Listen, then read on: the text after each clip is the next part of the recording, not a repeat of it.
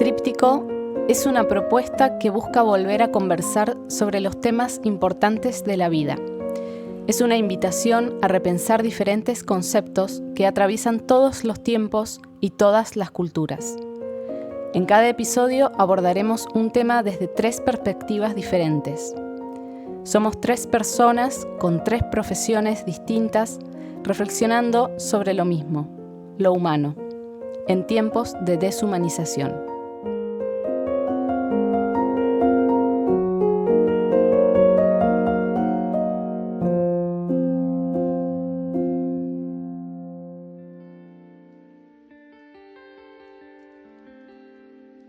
Episodio 11. La locura. Hay un abanico de locos. Todos conocemos alguno. Hay locos malos, asesinos. Hay locos lindos, soñadores, artistas, locos transgresores, científicos locos. Hay gente antisistema, de esos que ven más allá y pueden adelantarse a su tiempo. Esos también son llamados locos. Hoy les traigo la historia de un personaje muy resonado en la historia. Si yo les digo que completen una frase y digo Juana, ustedes van a decir la loca. La loca. Juana de Aragón. Juana la loca. Les traigo la historia de Juana la loca. La historia de Juana comienza con sus padres. Estamos en el siglo XV y estamos en la península ibérica, antes de que España sea España. Son 4 reinos católicos españoles y abajo en el sur los reinos de los musulmanes. Y Juana la Loca es hija de la unión de 2 reinos, Castilla y Aragón, y es hija de los famosísimos reyes católicos, Fernando e Isabel. Ser hija de estos 2 reyes, Fernando e Isabel, que entre paréntesis eran primos, que es una es una situación que se va a repetir en todas las monarquías de este tiempo y en especial en la española, que sean primos no es una cosa excepcional, sino que es justamente un diseño de alianzas matrimoniales entre los reinos, que lo que facilita es la unidad, la cohesión, la ausencia de guerras para que puedan progresar económicamente, y cierta estabilidad política. Entonces... el famoso toque en familia. Exacto. Es como que, ¿sos tonta o tu papá son primos? Sí, son primos. Bueno, literal. Entonces, estos 2 grandes reyes, Isabel y Fernando, los padres de Juana, van a acceder a sus tronos después de ciertas luchas sucesorias, dinásticas que tienen que resolver en sus propios reinos. Se van a casar con 17 y 18 años y Isabel es del matrimonio la más inteligente. Lo que va a hacer es una alianza de reinos, es decir, una monarquía dual. No va a ser la reina y su esposo el que decida dentro de los 2 reinos, sino que ella va a ser la reina de Castilla y su marido el rey de Aragón, sin mezclar las herencias. Y en este caso el reino de Castilla es mucho más poderoso que el de Aragón, entonces va a ser casi un matriarcado, o sea, una cuestión muy preponderante de Isabel, que lleva su reinado con muchísima inteligencia. Durante el reinado de los reyes católicos, obviamente van a descubrir América, ¿no es cierto? Van a patrocinar a Colón, van a eliminar los reinos musulmanes, van a terminar de conquistar toda la península, van a eliminar y someter el poder de los nobles, van a unificar la justicia y se van a aliar con el Papa Alejandro, que los va a nombrar reyes católicos como defensores de la fe. Entonces esa alianza papal también les da muchísimo poder. Todo eso lo hicieron entre medio de que tuvieron 5 hijos. Juana la Loca es la tercera. Y Juana no estaba destinada a reinar. Y aquí es donde viene el problema.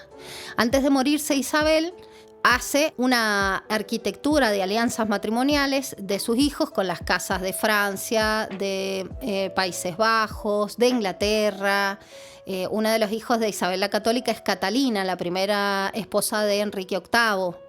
¿Sí? El rey de Inglaterra. Uh-huh. Exactamente, que es como la reina católica que le llaman en Inglaterra. Bueno, entonces Isabel se preocupa de que todos sus hijos estén bien casados, pero no va a contar que en el medio se van a ir muriendo los hijos y los yernos y van a existir problemas sucesorios enormes, y eso va a dar mucho pie a batallas y a nobles que pugnan entre sí para ver qué candidato va a ser favorecido. Juana la loca tiene todas las de ganar, en el sentido de que es, por descarte, la heredera más legítima, después de que se le van muriendo los hermanos y las cuñadas y los cuñados. Entonces ella se encuentra con una responsabilidad muy grande, porque imagínense que en estos tiempos, con la conquista de América y la absorción de todos los territorios americanos por parte de la corona, Juana va a reinar sobre la mitad del mundo conocido. Es muchísimo poder. Y entonces ella va a tener un problema. Se va a casar con Felipe el Hermoso, que es el heredero de los Países Bajos, y Felipe el Hermoso era un narcisista. Era un tipo... que se sabía lindo. Que se sabía lindo. Era muy mujeriego, muy. Entonces la relación era muy tóxica. Y tenían ciclos de que él se acercaba a ella, la embarazaba, le metía los cuernos y se iba. Entonces ese ciclo tóxico se repitió por 6 veces. Entonces ella fue madre de 6 hijos. Y cada vez que paría tenía algún conflicto con su esposo y el tipo se las tomaba. ¿Qué era lo que quería Felipe el Hermoso? Reinar por encima de ella. Es decir, absorber para sí no solo el reinado de los Países Bajos que le correspondía por herencia paterna, sino los de su esposa. Para eso, cada vez que él le provocaba episodios de ira, él se aseguraba de dejarlos registrados, que alguien los viera, de usarlos para argumento para declararla insana a ella. Eso fue lo que hizo. Entonces, por un lado, Juana tenía este conflicto con su marido, y por otro lado, a la muerte de su madre, su padre ejerció el mismo poder sobre Juana. La declaró loca para asumir como regente del reino. Entonces, primero asume su marido por la incapacidad de ella, que él se ocupa de hacer un documento que lo atestigue a eso. Y cuando se muere Felipe, que dura muy poquito tiempo, asume su padre. Su padre la encierra en un castillo y ella vive muchísimos años de su vida encerrada. Desde los 75 años de vida que tuvo, pasó 46 años encarcelada en un castillo que era muy bonito, pero sin poder, sin dignidad, sin poder criar a sus hijos, en una depresión galopante. Entonces, les traigo esta historia, que es bastante triste, pero que tiene que ver con cuando las situaciones en las que las personas te quieren hacer pasar por loco, porque algún beneficio van a obtener. Realmente las personas que la visitaron en ese tiempo de cautiverio, que son algunos comuneros que estaban a favor de que ella reinara y no su padre, y algunas personas religiosas también, dieron fe de que ella estaba totalmente cuerda. Lo que tenía era una tristeza profunda, y en realidad su mayor problema radicó en no poder tomar para sí misma el poder que le había sido heredado, porque ella no confiaba en sí misma. Tenía la autoestima tan destruida después de toda esa relación tóxica con su marido y después de la traición de su padre, que no podía levantarse y tomar para sí lo que le había correspondido por herencia, por derecho propio. Entonces, también a la muerte de su padre, comenzó a reinar su hijo, que es Carlos I de España y V de Alemania, V del Sacro Imperio Romano Germánico, uno de los reyes más poderosos de la historia, que también se ocupó de encarcelar a su madre, de tenerla en esa misma condición, por temor a que sus enemigos la fueran a buscar para hacerla reina. Ese hijo criado por su padre, digamos, que siempre le habló. O sea, ¿ella no lo pudo criar a ese hijo? Ella no lo pudo criar, sin embargo, siempre se dirigió a él muy amorosamente. Le escribía cartas. Ella todo lo que podía sacar de ese castillo era vigilado, era restringido. Es más, hasta le obligaban a escribir cartas de que ella estaba bien, de que estaba pasándola bien y que su exilio era voluntario. Y que estaba rezando, y que estaba en paz con Dios, y que estaba fenómena. Siempre se dirigió a su hijo con orgullo y con un poco de culpa también, para todos los hijos por no haber sido una madre presente. Pero bueno, lo interesante es esto, cómo se hizo casi una profecía autocumplida, que de tanto decirle loca, de tanto querer estigmatizarla, ella se lo terminó creyendo y no pudo tomar las riendas de su vida. Los demás decidieron por ella. Es una triste historia. Sí, hay una película que se llama así, creo que es Loca de Amor. Hay dos que se llaman así, pero esta es española y que habla de eso. Es una película relativamente reciente. No sé, ponle que sea 2010 o 2008, una cosa así. Que no sé si habrán otras, pero sí recuerdo que una vez la enganché en la tele y sí habla de la historia de ella, de Juana de Aragón sería. Claro. Y toda esta historia porque ella escribía cartas al hijo diciendo que estaba bien, que estaba todo, y toda la versión oficial era que estaba bien, digamos, recluida por propia voluntad. ¿Cómo se supo lo que efectivamente y verdaderamente estaba pasando por estos? Bueno, hay una revisión historiográfica. Los investigadores, los historiadores van retomando primero despojando la historia de los mitos, porque tenemos que tener presente de que estamos saliendo del mundo medieval para entrar al mundo moderno justo en la bisagra. Entonces hay muchos mitos sobre su vida, por ejemplo, el hecho de que ella se traslada de una ciudad a la otra cuando muere su marido y va en el cortejo con el cajón, ella decide estar ahí presente, entonces el mito era que ella no podía entender que el tipo estuviese muerto, entonces lo quería resucitar de alguna forma y por eso iba con el cajón, y que no permitía que ninguna mujer se le acercara porque estaba enferma de celos. Aún el tipo muerto ahí, ella tenía miedo de que alguien se lo robara. Un montón de mitos que alimentaban esta supuesta locura, pero lo cierto es que si vamos a los hechos, hay primero indicios de su sanidad, porque hay gente que lo atestigua, y por otro lado era muy conveniente para todas las partes que ella estuviese así de sometida. Claro, sí. Sí, que es bueno, eso lo han planteado otros autores, que a veces cuando la locura no es solamente un fenómeno psicológico u orgánico, dependiendo, bueno, cómo lo hayan concebido a lo largo de la historia. La locura o el concepto de locura es algo social. Es algo problemático en ese sentido. Sí, no solo social, es que tampoco es social, tampoco es exclusivamente psicológico. Digo, hoy por hoy, por ejemplo, se considera más que la locura, digamos, la salud mental o los padecimientos mentales, como contraparte, digamos, de la salud mental, como procesos en donde intervienen muchos factores. La ley de salud mental lo establece así, la ley nacional, que rige desde el 2010 en Argentina. Es un proceso en el que intervienen muchos factores o dimensiones, entre ellas las biológicas, psicológicas, socioeconómicas, culturales, históricas. Es decir, hay un montón de condicionantes para los cuales se determina que alguien está sano, entre comillas, o que está loco, hablando mal y pronto. El término locura por ahí ha quedado muy asociado a un estereotipo, ¿no? Este estereotipo de lo desbordado, de lo impredecible, de lo agitado incluso.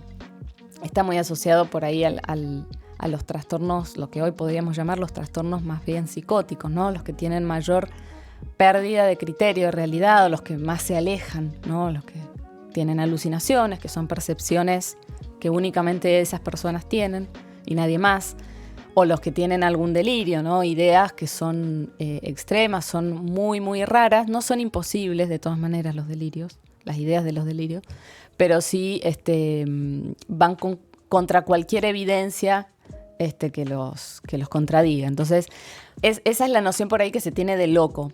Pero bueno, la locura es más que eso, digamos, y por ejemplo, en este caso que traes vos, se evidencia muy bien. Porque digo, ¿quién determina quién está loco? Uh-huh. ¿O qué es estar loco?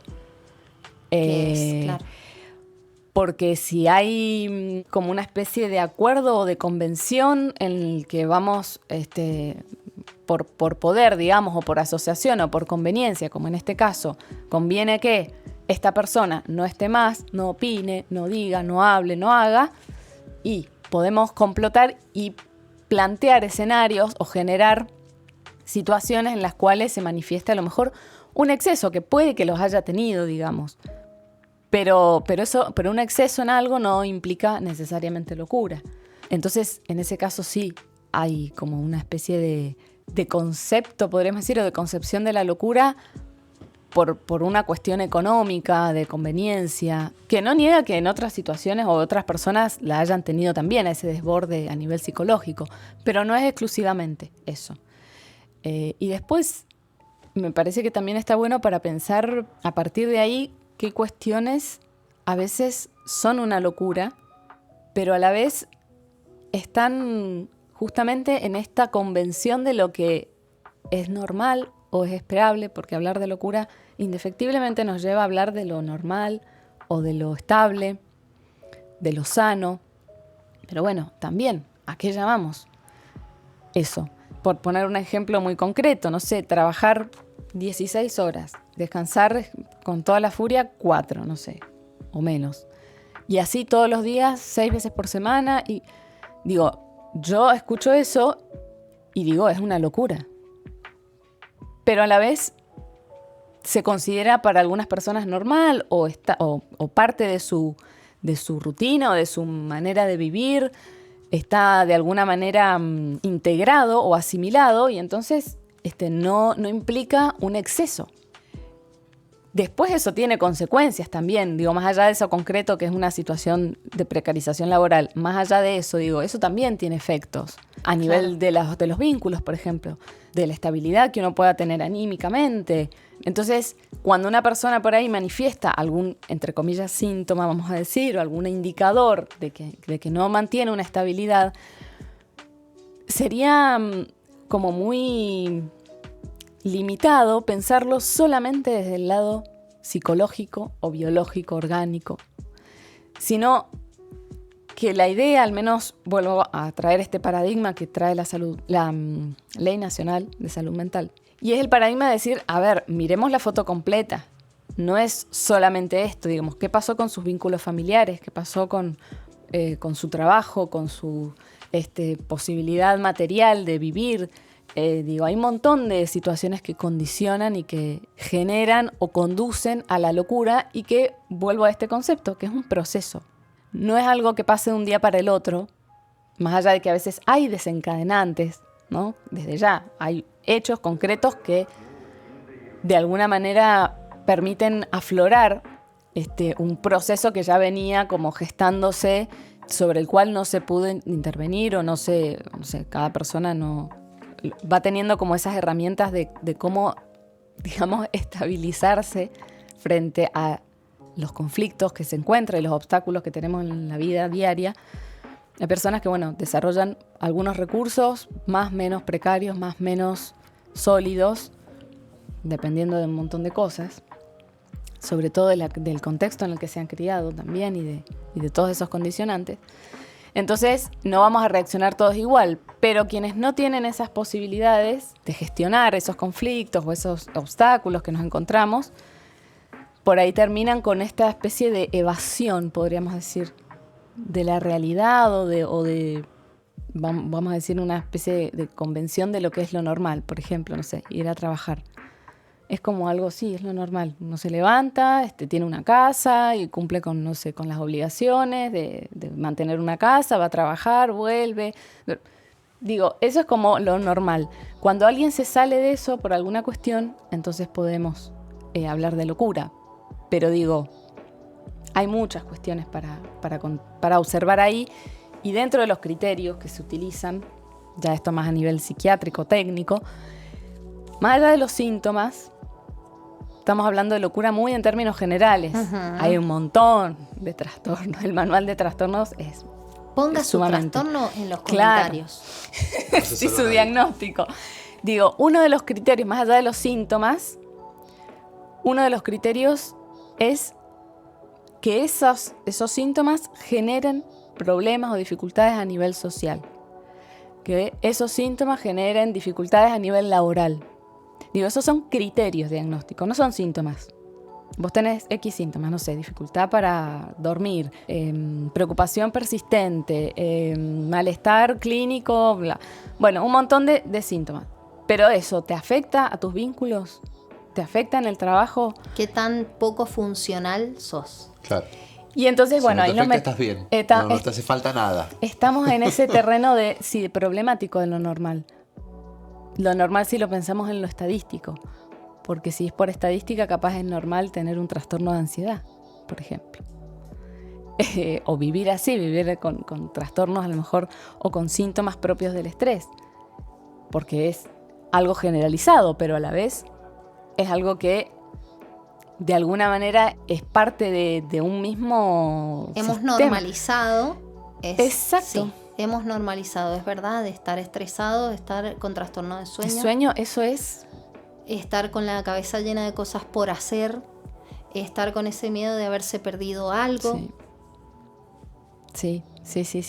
Entonces, bueno, es como que me parece que eso, que el término locura o loco quedó un poco en ese, vuelvo a decir, esta especie de estereotipo, ¿no? De la persona que grita y que patalea y que ve cosas, ¿no? Y que oye voces.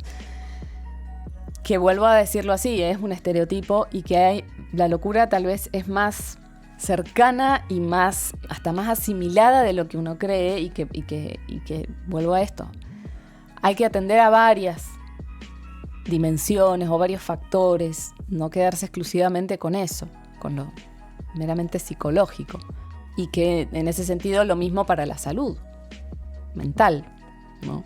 Que es un tema que en muchos ámbitos está muy presente también y es como que se enfatiza mucho el trabajar sobre la salud mental o la importancia de la salud mental. Hay un día mundial de la salud mental. Digo, se habla de esto, pero bueno, por ahí hay por otro lado, poca inversión en salud mental. Es un tema que por un lado se le adjudica mucha importancia, pero a la vez no se le adjudica un soporte concreto que necesita. Digo, necesitas tener personal capacitado, tener personal disponible para la demanda, que hay mucha demanda a nivel público al menos, y hay poca oferta, digamos, o poca disposición de personas. Entonces, bueno, también entra un poco en este terreno de lo que traías vos con este ejemplo de un noble de hace 500 años. Sí. Y es que no conviene.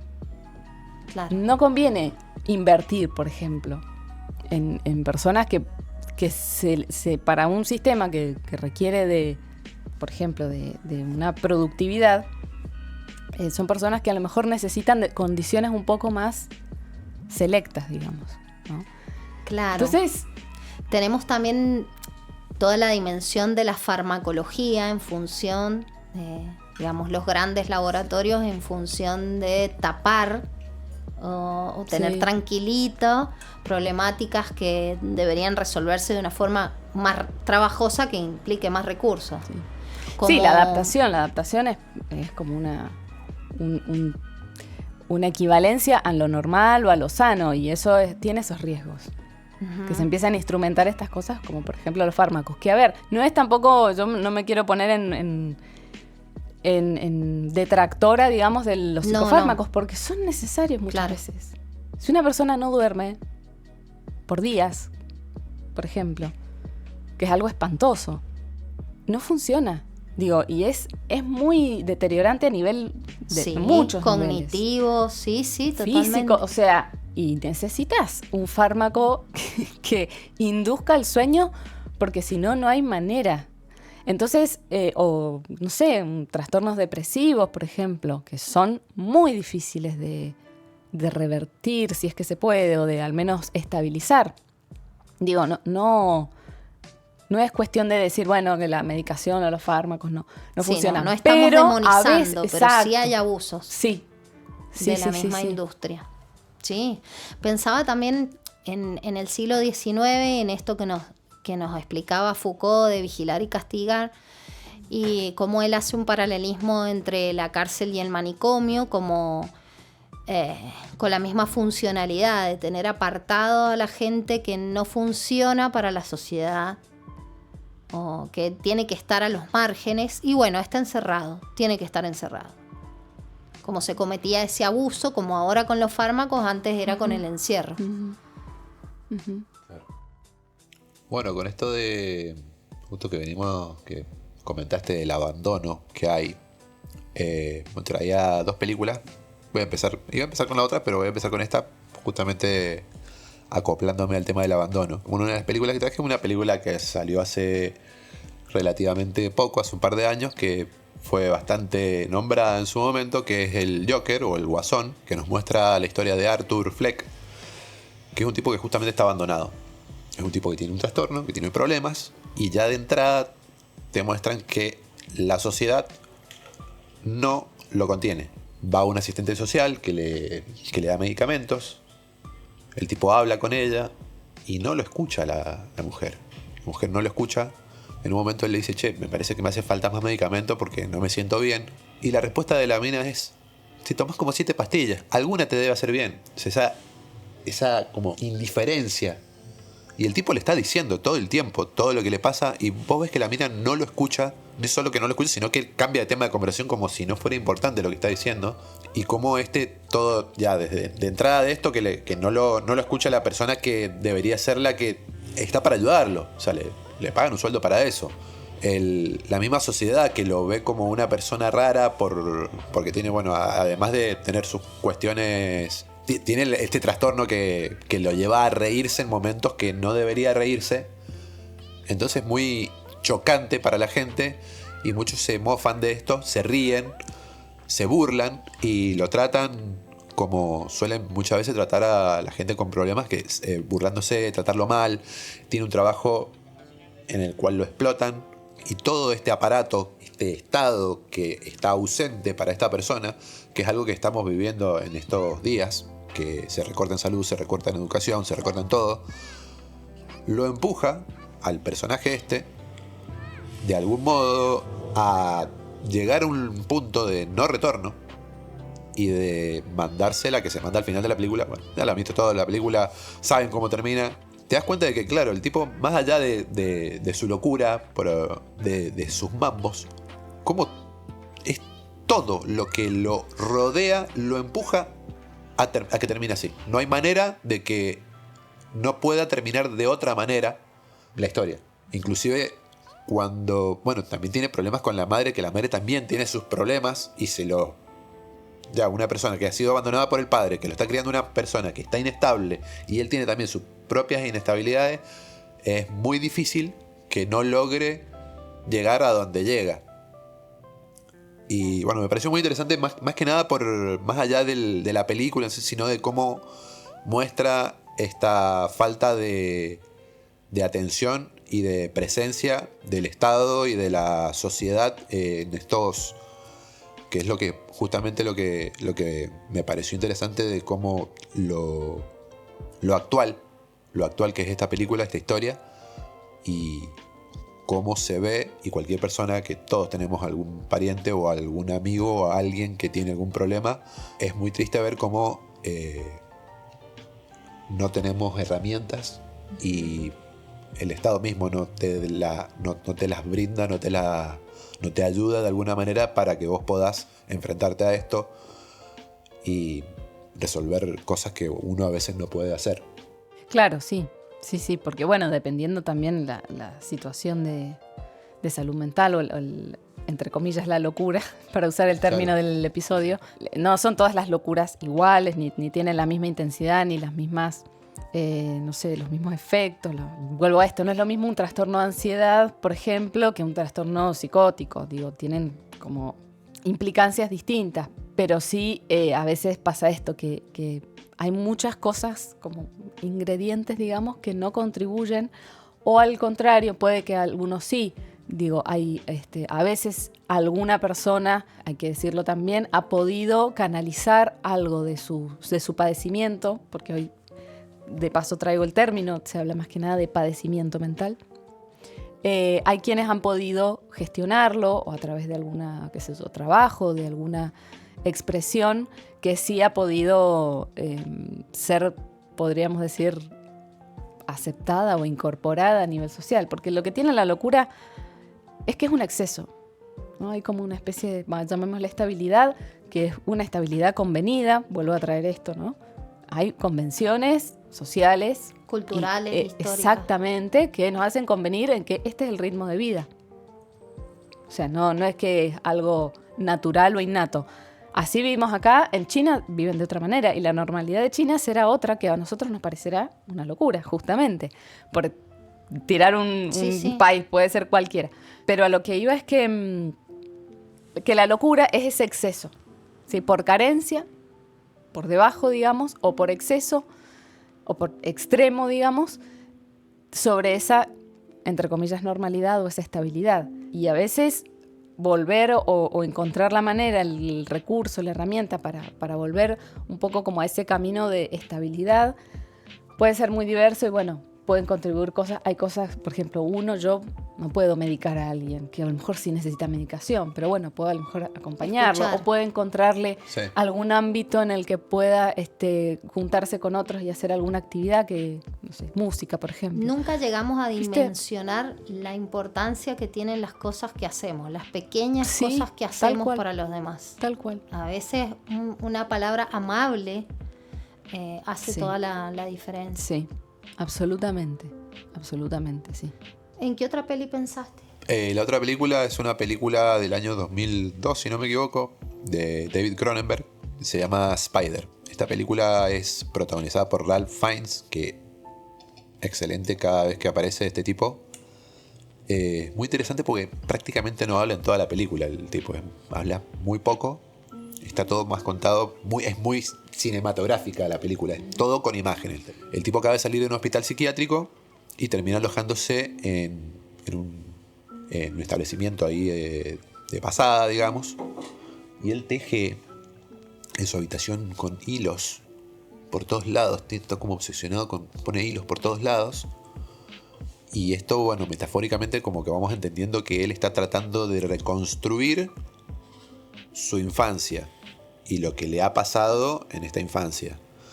Él también transita como un observador, puede recorrer su infancia y ver a su padre, ve a su madre, se ve él mismo. Y lo interesante de esta película es que está contado no con un narrador confiable, sino con un tipo que tiene un problema y se distorsiona la realidad que él vivió. Entonces es un thriller que como que los vas, esta telaraña que va creando en su habitación va uniendo situaciones, pero al mismo tiempo está encerrado en esa telaraña porque no logra entender bien qué es lo que ha pasado. Es interesantísima cómo está contada. Hay una actriz que interpreta a 3 personajes. Interpreta a la mujer que gestiona el lugar donde él está, a su madre y a una prostituta con la que parece que el padre le ha engañado a su madre. Entonces también se desdibuja la imagen que tiene él de su madre. Como que las 3 mujeres son la misma. Las 3 mujeres son la misma persona. Es interesantísima la película y la verdad que es de David Cronenberg, que es un gran director. Como que no se nombra mucho la película. Siempre se nombran otras películas de él y es una película que realmente no... Yo la vi un par de veces y me pareció interesantísima y me parece raro que no se comente porque es muy interesante justamente cómo cuenta la historia desde este personaje que está tratando de averiguar qué es lo que le pasó y cómo se confunde a sí mismo con su padecimiento. Sí, pensaba en esto de la locura como un intento de curación, que suena contradictorio, pero la locura un delirio, por ejemplo, puede ser un intento de procesar algo que no se pudo procesar de otra manera, ¿no? Entonces la locura a veces se puede pensar como lo que sale o lo que está por fuera de lo normal o de lo esperable, de lo convenido, pero a la vez también puede ser para alguien el intento de responderse, de construir un relato, de curarse en lo que lo está afectando. Por supuesto que es un intento de curación, vamos a decirle Sí, fallido. sin herramientas, Claro, con una percepción claro. distorsionada. Pero no está de más a veces buscar ahí. Una voluntad. Sí, y buscar ahí una verdad. Digo, hay una verdad en eso. No es un disparate y es una cosa que hay que descartar. Al contrario, me acordaba de un caso que veíamos siempre en la facultad, un caso clínico que era así como muy, no sé, ilustrativo. Que era un tipo que tenía había generado un delirio, bueno, lo habían internado, en fin. No voy a detallar demasiado, pero sí, una de las cuestiones características es que el tipo, estando encerrado incluso y con dosis muy altas de medicación, repetía todo el tiempo una palabra y que él la repetía sin poder evitarlo y no sabía siquiera él qué quería decir. La palabra era espiacorín. Espiacorín, espiacorín. Y todo el tiempo, cada tanto hablaba y metía la palabra espiacorín. Y se le llama holofrase, pero bueno, o neologismo, que es una palabra que no tiene significado convenido. Y bueno, después de un trabajo que hace el psicólogo que lo atiende, se puede llegar a deducir de dónde venía eso. Y que tenía que ver con su pasado, el pasado de su abuelo. Bueno, tenía que espiacorín era espía de la corona inglesa. Porque era un abuelo de él, había sido espía. Bueno. ¿A qué voy con esto? A que a veces esas cosas que uno dice es incongruente, es un disparate, o sea, no se entiende desde nuestro lugar. Pero para esa persona sí tiene un significado potente. O no, pero algo está diciendo y algo, digamos, es un punto para tirar del hilo, digamos, ¿no? Y me lo traigo por esto que decís que el tipo intenta armarse en esa telaraña. Él mismo se enrolla en su propia telaraña. Pero bueno, no deja de ser eso, un intento de elaborar y de ordenar lo que nos pasa. Cuando algo nos altera la vida, en mayor o menor medida, lo que uno intenta o busca es volver a ordenarlo, volver a estabilizarlo. Bueno, a veces no sale y a veces no, y a veces necesitamos de algún otro soporte. Y en este caso el tipo, bueno, recurrió a eso y eso me parece que también es valioso y hay que rescatarlo. Bueno, para concluir este episodio, vamos a terminar con una frase de una canción de Silvio Rodríguez que dice: hay locuras que son poesía, hay locuras de un raro lugar, hay locuras sin nombre, sin fecha, sin cura, que no vale la pena curar.